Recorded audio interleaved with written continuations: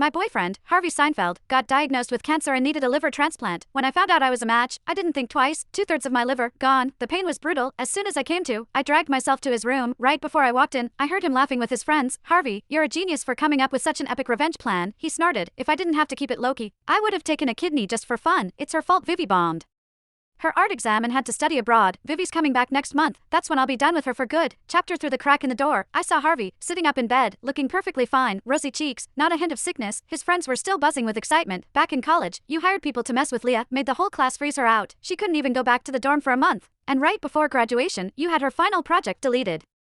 Sharon Cartier missed out on an award because of it, and Leah got dragged into an empty classroom and had her hand broken, counting this time. That makes 93, just 6 more, and it'll be enough to put together a confession book for Vivi. She'll be moved to tears when she sees how dedicated you are. A wave of nausea slammed into me. The love I thought was heaven sent turned out to be nothing but cold, calculated revenge. I tried to leave, but my body, still weak from surgery, gave out. And I crashed to the floor. Pain ripped through me as the incision tore open, blood soaking my gown. The doctors warned me not to donate. My health was always shaky, but I did it anyway, desperate to ease Harvey's pain. This was the hospital's fanciest VIP ward, completely empty to keep it quiet for him. The second I hit the floor, they noticed Harvey's face twisted when he saw me. Leah, you just said surgery. How are you here? Before I could answer, he shoved the guy next to him. Go help Leah.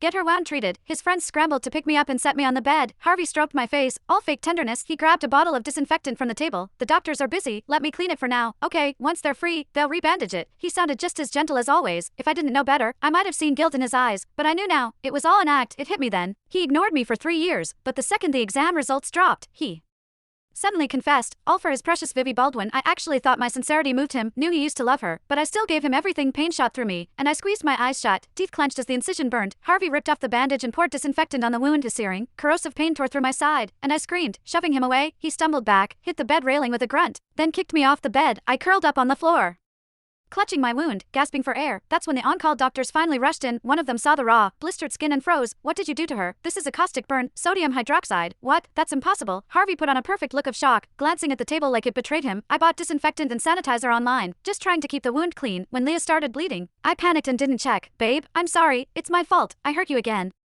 He pounded his chest like he was devastated, but I knew better. If he really cared, he wouldn't have kicked me like that. I stayed quiet, letting the doctors lift me onto a stretcher. As they wheeled me out, I heard cheers from Harvey's room. Harvey, you're a genius. You knew Leah would come check on you and swap the disinfectant with sodium hydroxide. That wretch just got burned. Bet it'll scar for life. Did you see her crawling on the floor like a dog? I almost died laughing, my fists clenched.